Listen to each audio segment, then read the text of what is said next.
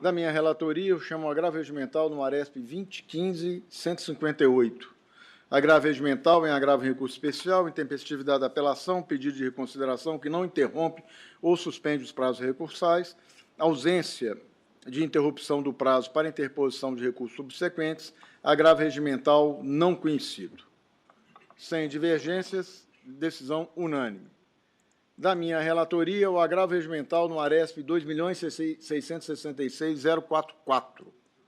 Agravo regimental em agravo em recurso especial, não se revela suficiente ao cumprimento do requisito da impugnação específica a argumentação de não incidência da súmula 7, sem expor, contudo, em que medida seria possível examinar a pretensão de mérito sem incursão no acervo fático probatório dos autos.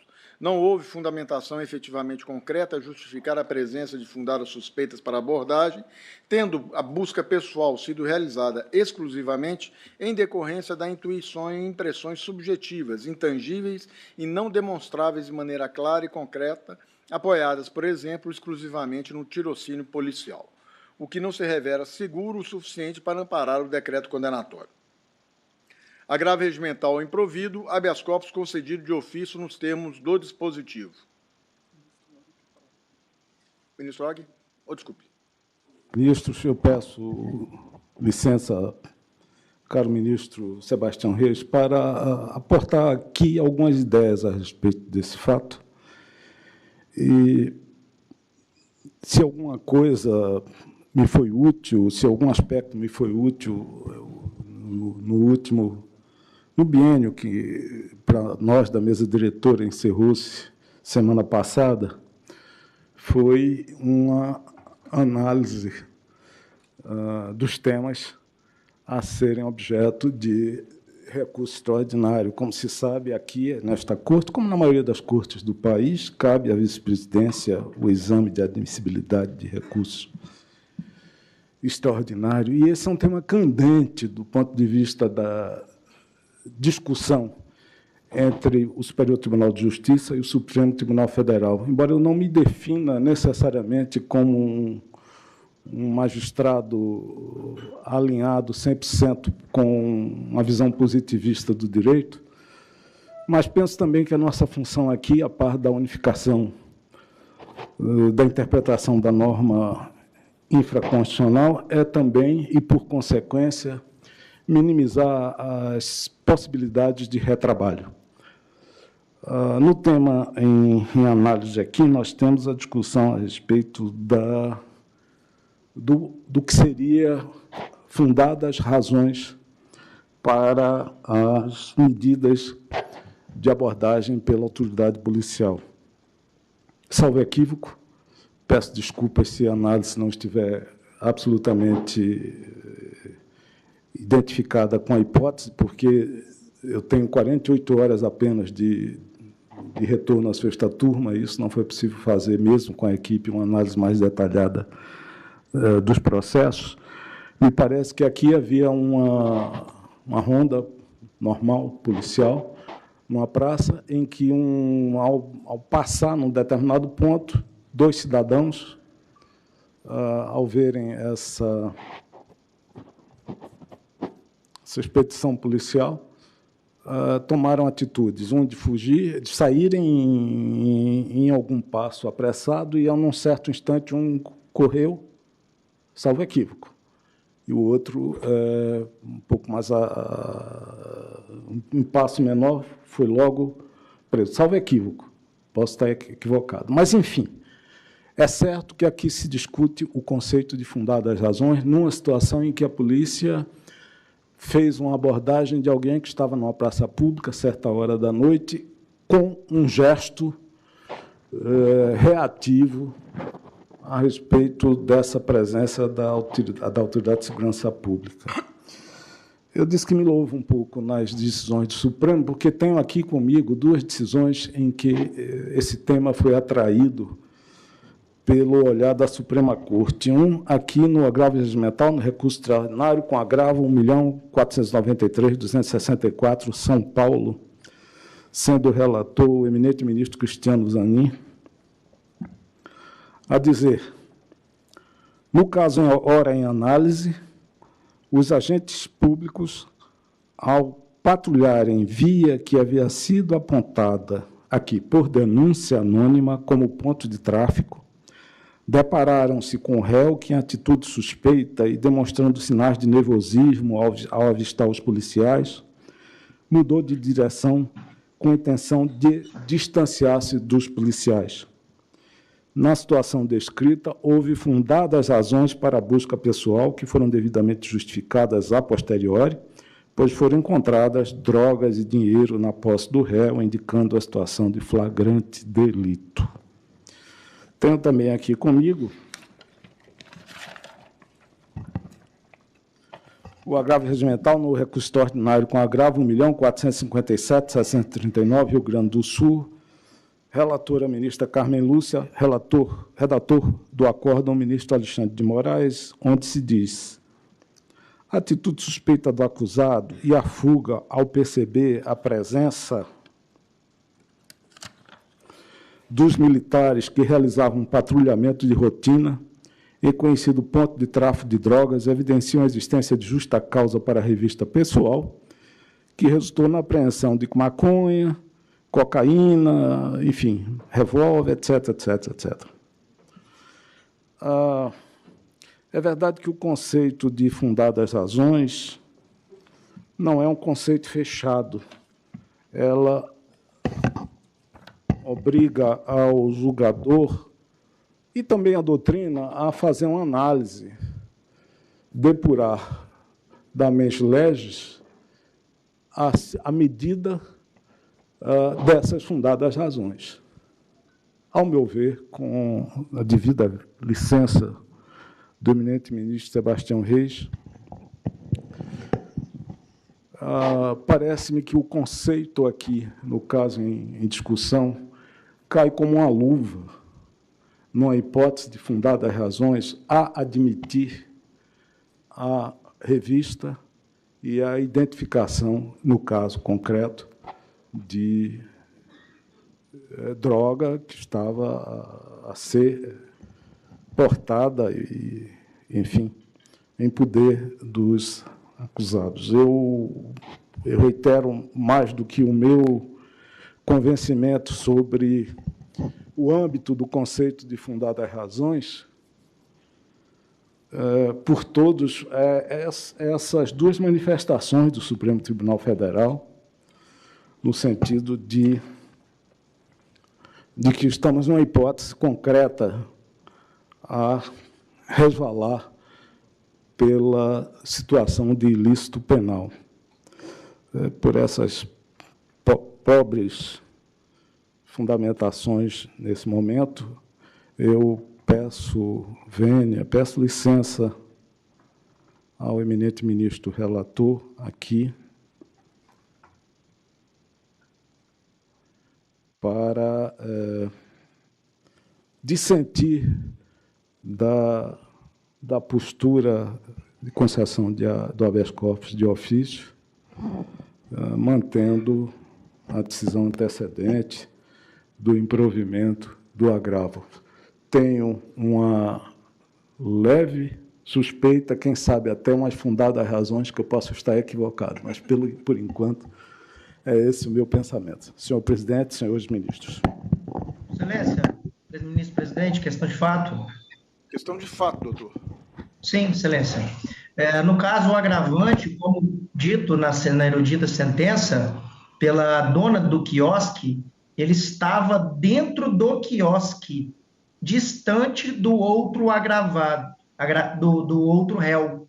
A polícia o chamou, como disse a testemunha, e não ele foragiu, como a polícia mencionou. Essa questão de fato que eu quero destacar, e o réu, o outro que fugiu, assumiu a propriedade de todas as drogas. Obrigado. Muito obrigado. Justamente essa ponderação que eu ia fazer, nesse caso, eu tenho decidido em diversas oportunidades que, quando essa afirmação da autoridade policial de que houve fuga, houve uma tentativa do investigado de correr, de sair do local, é contestada, como é no caso concreto, pela defesa, eu entendo que é necessário que o órgão acusador demonstre aquilo que foi sustentado pela autoridade policial. Não aconteceu nesse caso, e eu volto a dizer que, como eu também tenho decidido em outras oportunidades, que há meios para tanto. Ou seja, a autoridade policial hoje ela tem à sua disposição as câmeras corporais que podem registrar e solucionar qualquer dúvida quanto a esse tipo de cena. Ou seja, nós temos duas situações, a autoridade policial fala que o agravante teria fugido do local, o agravante contesta esse fato, diz que estava, e isso realmente, como ponderado pelo advogado da tribuna, foi dito realmente, por ocasião da instrução, a dona do quiosque falou que as duas pessoas que foram abordadas estavam em situações diferentes. O agravante, sim, estava dentro do quiosque e a outra pessoa estava fora do quiosque, e que realmente essa primeira pessoa, o agravante, não foi abordado na rua nem nada, foi chamado pelos policiais. Então, eu acho, dentro desse contexto, eu peço vênia à divergência e mantenho ainda o meu entendimento, entendendo que essa situação é uma daquelas em que não se comprovou a alegação da autoridade policial de que estava caracterizado uma fundada suspeita de que houve a tentativa de fuga. Ministro Rogério Schietti. Senhor presidente, compreendendo, enfim, a insurgência do ministro Frog Fernandes, eu recordo que, creio que na sessão passada, nós julgamos na sessão, ministro Frog, 3 habeas corpus, um deles o 877943 do Mato Grosso do Sul, em que nós procuramos estabelecer alguns critérios para validar as buscas pessoais e também as buscas domiciliares. Porque, de fato, existem situações em que nós verificamos uma dose muito elevada de subjetivismo da ação policial, que simplesmente por considerar alguém em atitude suspeita, sem algo de concreto, de objetivo, realiza a abordagem. Naquela ocasião, ficou assentado, e foi, creio que a unanimidade pela sessão, que não é possível argumentar que uma busca, que é um fato anterior, é válida porque o réu foi preso, é um fato posterior. E, ao mesmo tempo, dizer que a prisão, fato posterior, é válida porque a busca, fato anterior, encontrou drogas. Se havia fundada suspeita de posse de corpo de delito, a ação policial é legal, mesmo que o indivíduo seja inocente. Se não havia, a ação é ilegal, ainda que o indivíduo seja culpado. No teor do voto, nós mencionamos que existem, eventualmente, algumas decisões monocráticas do Supremo Tribunal Federal, tendo uma compreensão um pouco mais flexível quanto a esta definição do que vem a ser fundadas suspeitas. Mas, especialmente no que diz a invasão de domicílio, já existe, bem consolidado na Suprema Corte, o entendimento de que não se pode aceitar uma denúncia anônima sem alguma prova de corroboração para autorizar o ingresso. E na busca pessoal nós temos construído uma jurisprudência que já se pode dizer sedimentada, inclusive por essa definição da sessão, no sentido de que o mero tirocínio policial e o nervosismo da vítima, o fato da vítima do acusado, a mudança de direção na hora que vê a polícia, não é bastante para a abordagem. O que apenas temos considerado como fator objetivamente identificável como legitimador da abordagem é a fuga do considerado suspeito ao avistar a polícia ou ao ver a sua aproximação, porque a fuga é um comportamento objetivo e que denota, ou pelo menos que autoriza a polícia a verificar o porquê dessa fuga. Mas simplesmente mudar de direção, apressar o passo, né, isso seria muito pouco para uma invasão da esfera de liberdade do indivíduo, sobretudo porque bem sabemos que, na prática, as intervenções policiais, sobretudo nas periferias e contra uma população marcadamente pobre, e ainda nem considerando o aspecto racial, costuma ser uma intervenção marcada por uma energia que frequentemente desborda daquela autorizada pela lei e pela Constituição. E é por isso, ministro Og, que nós temos já, assim, entre nós, bem consolidada essa jurisprudência. Claro que, eventualmente, pode haver alguma dúvida, e como bem salientou o ministro Sebastião Reis Júnior, a filmagem das operações policiais eliminaria essas dúvidas. Quando não há filmagem, a palavra dos policiais, que merecem credibilidade, mas não absoluta, devem ser confrontadas com a do acusado. E, a menos que aceitemos a existência de uma injustiça epistêmica, testemunhal, sobrevalorizando depoimentos policiais e subvalorizando o do acusado, a dúvida vai se resolver, como decorrência da famosa expressão latina, a favor do réu. Então, se o Estado não se equipara, não se aparelha para bem documentar as suas ações policiais, é preciso que haja alguma prova robusta que torne válida essa busca, né? Então, nesse sentido, eu peço vênia a Vossa Excelência para, diante dessa dúvida sobre a dinâmica dos fatos, considerar como ilegal, ilícita, a ação policial e, portanto, tudo o que dela decorreu. Nesse sentido, eu acompanho o eminente relator com a vênia do eminente ministro Og Fernandes. Vou fazer só mais um acréscimo, que já consta, inclusive, no voto, que há um detalhe que também entendi eu que foi relevante, que um dos depoimentos dos policiais disse que não se lembrava com certeza do que aconteceu. Ou seja, na verdade, nós temos a palavra basicamente de um dos policiais, o segundo se mostrou inseguro, dizendo que não tinha certeza do que aconteceu naquele momento. Ministro Antônio Saldanha. Eu tenho manifestado dúvidas também em relação ao que se considera fundada suspeita, que fica no plano abstrato, né? Fundada suspeita, a gente procura tentar identificar ações objetivas ou fatos objetivos que caracterizam essa fundada suspeita.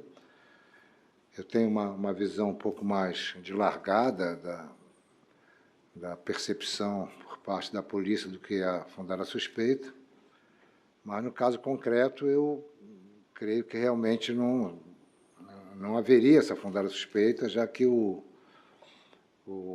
investigado estaria dentro de um quiosque, sem tentativa de fuga. Então, no caso concreto, eu vou acompanhar o ilustre relator com todas as vênias do ministro Og.